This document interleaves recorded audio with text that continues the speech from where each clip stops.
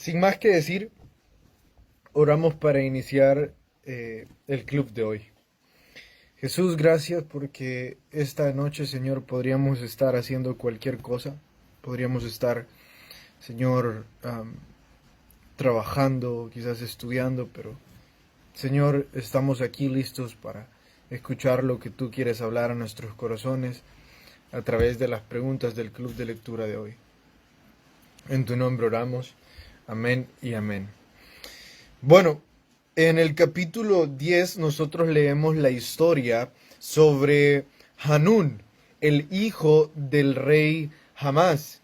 Y es que Hanún, cuando muere su padre, él tiene la oportunidad de mantener la buena relación que su padre había mantenido con David. En un momento de necesidad, su padre, lejos de arremeter contra David, tuvo misericordia con él. Entonces David recordó esto cuando muere el papá de Hanún y dice, voy a tener la misma misericordia que su padre tuvo conmigo y voy a enviar algunos diplomáticos con regalos mostrando mi solidaridad con el momento duro que están enfrentando. Sé que el reino está de luto y lejos de promover una guerra, lo que voy a hacer es enviar mensajeros de paz. Simple y sencillamente eso. Ahora, recordemos que estos dos capítulos nos están mostrando algunos de los acontecimientos más grandes durante el reinado de David. Si bien es cierto, su reino ya está establecido, estos capítulos nos ayudan a que nosotros veamos un poco más sobre los acontecimientos grandes durante ese periodo de más o menos 40 años que reinó David. Entonces Hanún formó parte de esos acontecimientos grandes, pues cuando David envía a esos diplomáticos, Hanún escucha consejos malos y estos consejeros le dijeron, mira, la razón por la que David está enviando estos diplomáticos no es porque está honrando la memoria del rey, no está honrando la memoria de tu padre, sino que estos diplomáticos en realidad son espías. Y lo que David los ha mandado a hacer es a ver la condición en la que se encuentra la ciudad para ver cuál es la posibilidad de hacer una conquista. Así que lejos de mostrarles respeto, lejos de darles la bienvenida, atacalos. Lastimosamente, Hanún no escuchó un buen consejo, sino que escuchó un mal consejo y humilló a estos diplomáticos. No los asesinó, pero los humilló. Literalmente les rapó todo el lado derecho de la cara, todo el lado derecho de la barba y también del pelo. Y eso en ese momento era muy humillante. Así que al hacer eso, básicamente Hanún, recién nuevo rey, le estaba declarando la guerra a David. David evidentemente mandó a Joab y a Abisai, sus mejores soldados, también sus mejores generales, a defender la causa. Ellos, a pesar de los intentos que tuvieron los hombres de Anún para vencerlos, ellos sabemos que eran hombres que habían dedicado toda su vida a la guerra. Así que pronto libraron la batalla y obtuvieron la victoria. Lastimosamente, Hanún fue derrotado sin empezar el reinado. La pregunta número 1 dice, ¿cuál es la razón principal del por qué Hanún sufrió esta derrota y cómo se aplica a nuestras vidas? La razón principal fue la soberbia del consejo que él recibió. Si bien es cierto, nosotros luchamos un poco con soberbia dentro de nosotros. Si bien es cierto, uno de los pecados que el ser humano tiene más vivo en sus corazones es la soberbia, también hay consejeros que lo único que hacen es aumentar nuestra soberbia o aumentar nuestro orgullo. Hermanos y hermanas, debemos de tener cuidado con el tipo de personas que escuchamos. Personas problemáticas que lo que hacen con su consejo, lejos de apaciguar un problema, añaden leña al fuego. Literalmente ustedes deben de saber de que muchos dan consejos para aumentar la desaveniencia entre familiares. Muchos dan consejos o dicen cosas simple y sencillamente para aumentar el fuego que ya hay entre dos amigos o incluso entre una pareja. Entre un matrimonio siempre existen esos hermanas o hermanas que van y aconsejan de mal forma a la esposa y crean un fuego, crean una desaveniencia, dan un consejo lleno de soberbia. Hermanos y hermanas, debemos de tener cuidado con todos aquellos que promuevan nuestra enemistad con cualquier persona. O que no solo la promuevan, sino que también apoyen que nosotros estemos de alguna forma en enemistad con otra persona. Y ustedes dirán, Carlos, pero quizás abiertamente no han declarado la enemistad o no me han dicho que esté en contra de alguien. Bueno, aquellos que no nos exhortan a mantener la paz, aquellos que no hacen un llamado a nuestro corazón para buscar la reconciliación, la humildad y la sumisión, aquellos que no dan un consejo de paz, también están promoviendo la desaveniencia. Si usted tiene a su alrededor personas que no le ayudan a promover la paz, entonces lo que usted tiene a su alrededor son personas como los consejeros de Hanún. La pregunta número 2 dice de la siguiente forma: ¿cuál fue el primer error de David para caer en este terrible adulterio? Ahora nosotros dejamos la historia del capítulo 10 y nos vamos hacia el capítulo 11. En el capítulo 11, verso 1 dice: aconteció al año siguiente, en el tiempo que salen los reyes a la guerra. Tomen nota de esto: en el tiempo que salen los reyes a la guerra. Históricamente ese tiempo se refería al verano. Evidentemente durante el invierno no era muy sabio sacar a los ejércitos a la guerra, sino que los ejércitos conquistadores o los generales conquistadores esperaban al verano, cuando ya no había lluvia, para sacar a sus ejércitos y hacer las famosas marchas de guerra, y de esa forma acercarse a algunas de las tierras que ellos querían conquistar.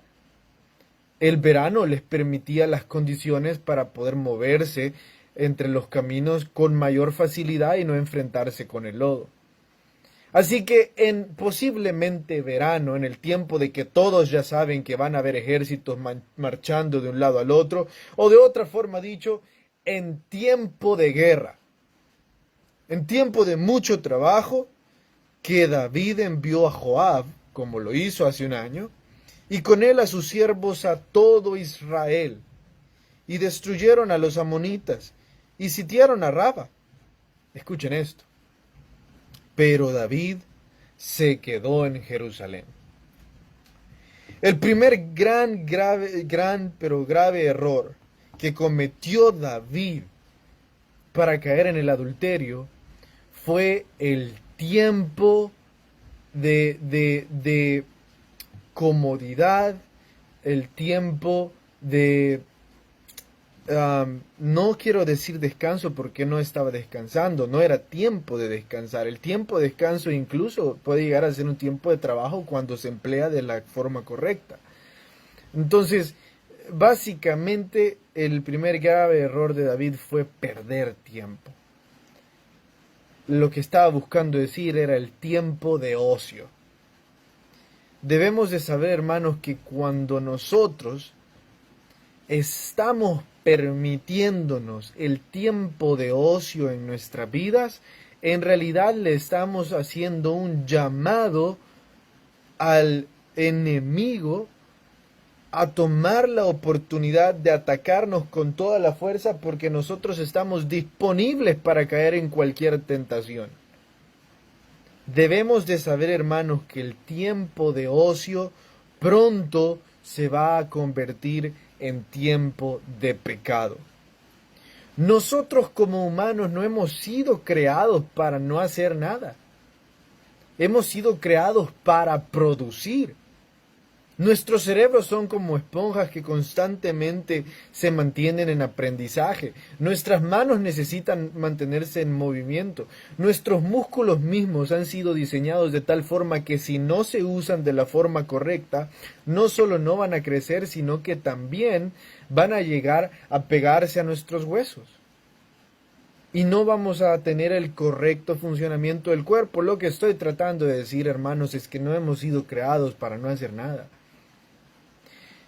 Si estamos afuera del trabajo, si ya no estamos trabajando, si estamos en interciclo de universidad, eso no significa que vamos a vivir en tiempo de ocio. Ahora tampoco les estoy diciendo a no tomar tiempo de descanso, porque incluso el tiempo de descanso, cuando es correctamente puesto en su lugar, ordenado, se convierte en tiempo productor. Un buen descanso puede llegar a producir aún más. Pero no así el tiempo de ocio. El tiempo de ocio es cuando nosotros no estamos haciendo nada. Ni descansando, ni trabajando. Cuando estamos perdiendo el tiempo. Cuando estamos en nuestra casa viendo el celular de arriba y abajo. Cuando ya es el quinto episodio de una serie.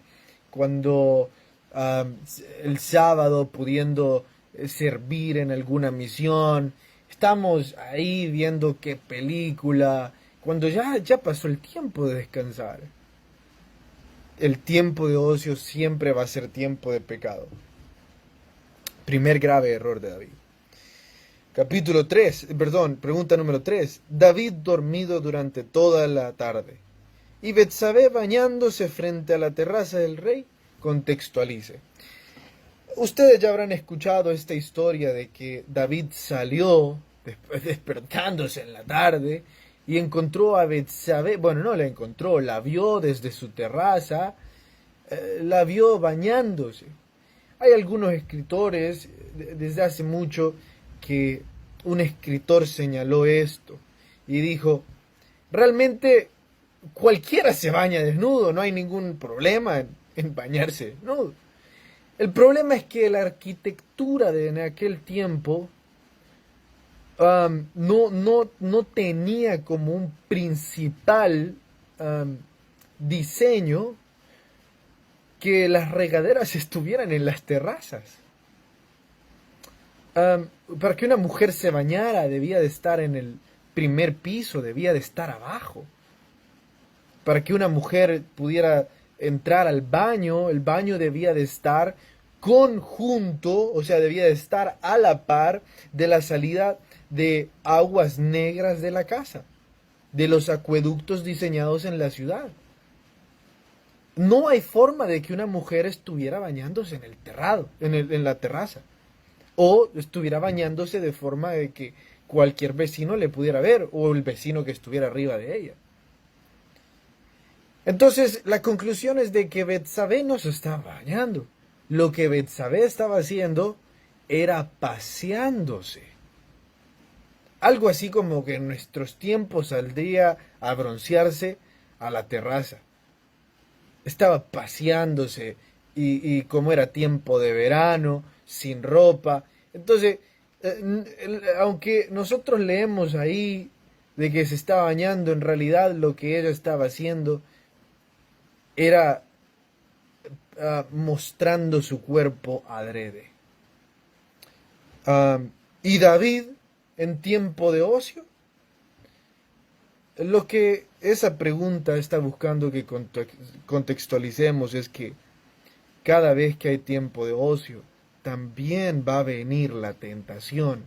Y eso es algo que ya discutimos. Pasemos a la pregunta número 4. Tanto el adulterio como el asesinato de Urías era un secreto, en realidad no llegó a ser secreto. Sí, David intentó que hacerlo secreto, pero pronto se descubrió. ¿Y saben qué es lo más triste? Es que el testimonio delante de Joab, de David, o sea, el testimonio que Joab tenía de David se manchó. Porque, imaginen esto, pongan en su mente esto. David, dice Joab, me acaba de decir que básicamente asesine a Urías. Un año después yo regreso al palacio y veo a Betsabé, la mujer de Urías, ahora como mujer de David. ¿Qué significa esto? Joab sabía de que David se había convertido en un asesino, que le había robado la mujer a Urías. Manchó su testimonio. La última pregunta de Samuel.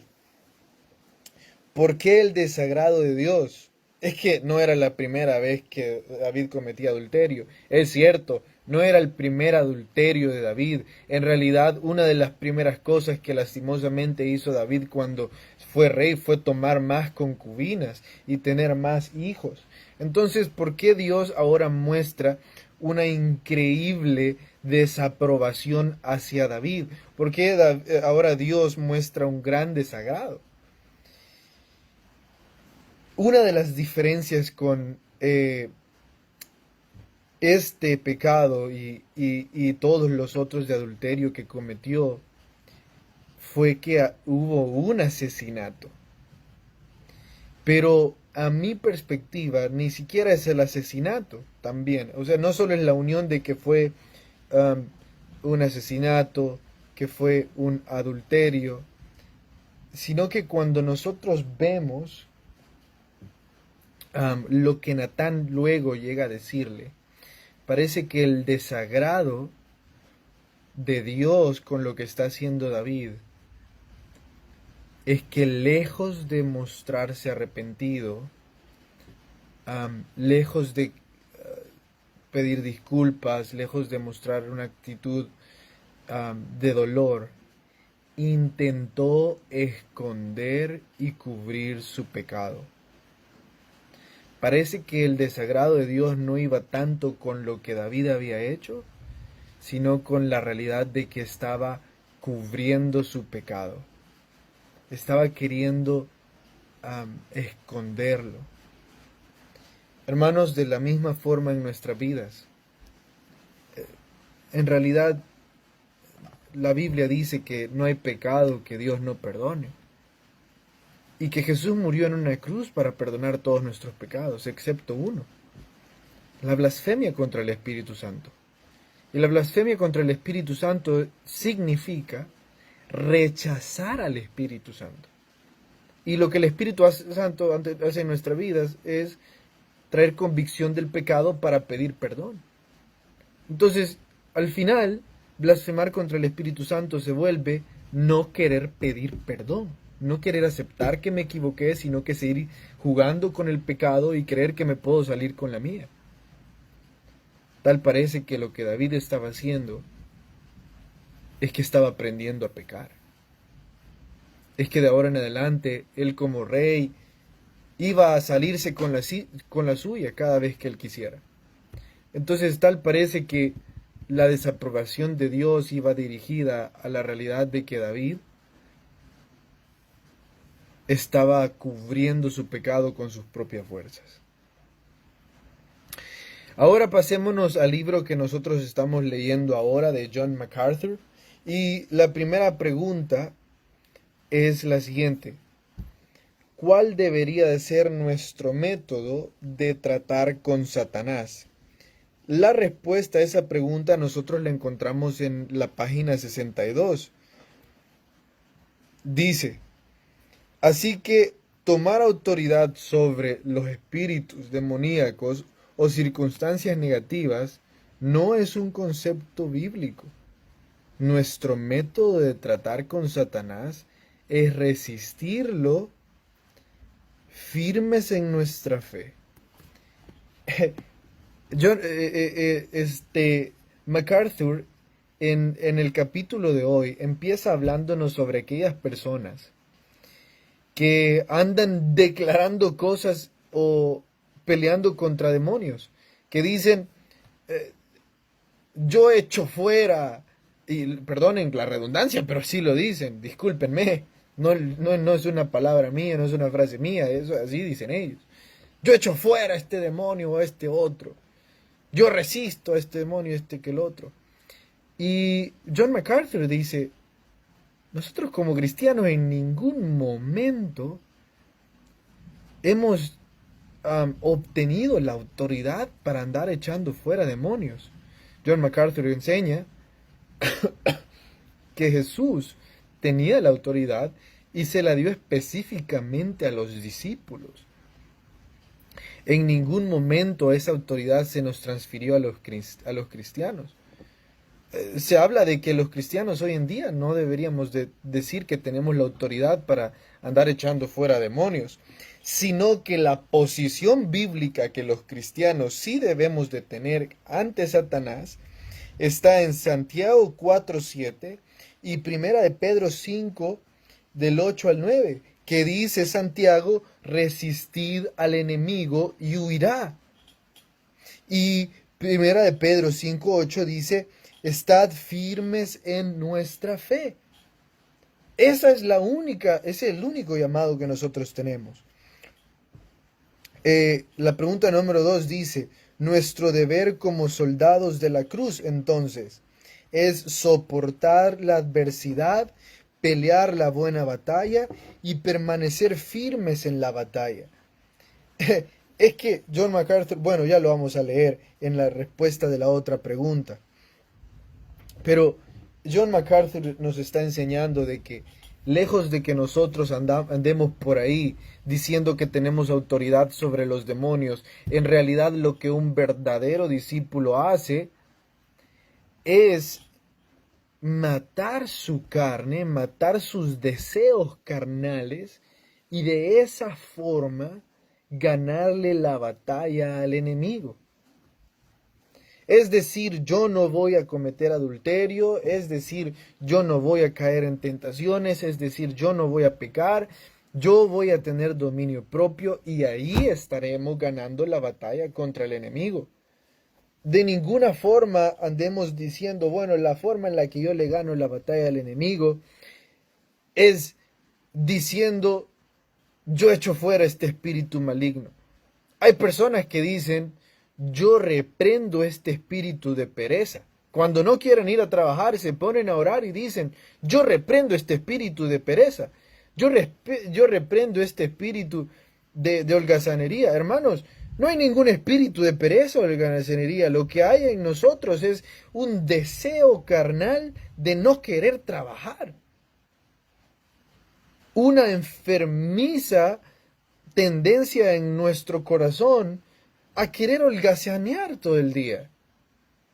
Eso es lo que hay en nosotros. Lo que deberíamos de reprender es nuestro deseo, no andar peleando contra espíritus. Eso es básicamente lo que John MacArthur está tratando de decirnos ahí. Esta pregunta me encanta por eso. Dice, base importante de la plataforma de la prosperidad. Es que tal parece que los que ahora buscan el cristianismo para obtener algún tipo de prosperidad, tal parece que los que buscan el cristianismo por sus bendiciones, de las cuales realmente cuando Jesús nos llamó a seguirlo, dijo, toma tu cruz y sígueme. Tal parece que la prosperidad, el principio de la prosperidad es decir que se tiene algún tipo de autoridad sobre espíritus de pobreza, sobre espíritus de enfermedad, los cuales no existen. Entonces la prosperidad viene a ser la consecuencia de una autoridad que no existe. Bueno, tenemos una pregunta acá. Apreciado pastor, dice hermano José Humberto, hola, ¿cómo estamos, hermano José? ¿Por qué tenía que morir el hijo de David si éste no tenía culpa por el pecado de su padre? Según segundo libro de Samuel, capítulo 12, verso 14. Hola, hermano José, esa es la lectura de mañana. eh, aún no he leído lo que está mañana. Yo creo que está hablando a ese hijo al que no nació, al que se iba a tener antes de Salomón. Entonces realmente tendría que leer para darle una respuesta apropiada, porque no sé si es esta la vez, no es esta la vez que Dios le pregunta a David de cuál de las tres formas quiere ser castigado. Entonces, creo que esa es la vez de que David censa al pueblo y Dios le pregunta a David cuáles son las tres formas en las que quiere ser castigado. Y esta vez es cierto, el castigo directamente fue que el hijo que concibió en adulterio no nació. A lo cual la pregunta sería, ¿por qué el hijo concebido en el adulterio no nació? Eh, o sea, ¿por qué murió si él no era culpable del pecado de su padre y de su madre? Es una pregunta válida. Este, Quizás me gustaría leer un poco más, hermano, ese capítulo aún no lo he leído, entonces le voy a quedar mal, hermano José. Pero el viernes, si me toca el club de lectura, sin falta, la respondemos. Este, la última pregunta. ¿Por qué Pablo no ató a los demonios en la cárcel de Mamertine de Roma? Bueno, dice hermana Malena Martínez, nació pero murió después de 7 días. Gracias, hermana Malena. Ah, y yo pienso que ella ya fue a leer ahí y encontró algo, este, y ya nos está ayudando ahí, de que sí nació pero murió 7 días después. Entonces, exactamente por eso, imagínense, yo me hubiera puesto a decir algo que no era. Por eso hay veces hay que decir, bueno, no he leído. Y esta vez sí no he leído hasta ahí, solo leí lo que tocaba hoy. Pero el viernes resolvemos eso. El punto, la última pregunta que no la quería dar pasar, es por qué Pablo no ató a los demonios cuando él estaba en la cárcel. ¿Por qué no dijo ato a los demonios que me tienen encarcelado? Como muchos dirían, ¿verdad? Reprendo al demonio que me tiene enfermo. Pablo estaba sometido a la voluntad de Dios. Pablo entendía la soberanía y que Dios es todopoderoso. Y que si Dios no lo hubiera querido en la cárcel, no habría demonio que lo hubiera podido tener en la cárcel. Pablo entiende que Jesús, cuando murió en la cruz, él en realidad derrotó a la muerte. Derrotó al arma más poderosa de Satanás. Pablo entendió, no hay poder que Satanás tenga sobre nosotros. Entonces, básicamente, yo estoy en la cárcel no porque un demonio o porque un espíritu de encarcelamiento me quiera tener aquí. Yo estoy aquí porque esa es la voluntad de Dios. Y es más humilde, es más espiritual decir, Dios, enséñame. Dios, quiero aprender lo que estás haciendo en mi vida a través de esta situación. Lejos de decir, yo declaro que esta situación va a cambiar. Requiere más fe aceptar la voluntad de Dios en nuestra vida que andar declarando nuestra voluntad. Hermanos, gracias por estar esta noche con nosotros. Espero que mañana también puedan leer la Biblia y espero que el viernes se queden con nosotros, que se puedan conectar a las 9. Tengan una feliz noche.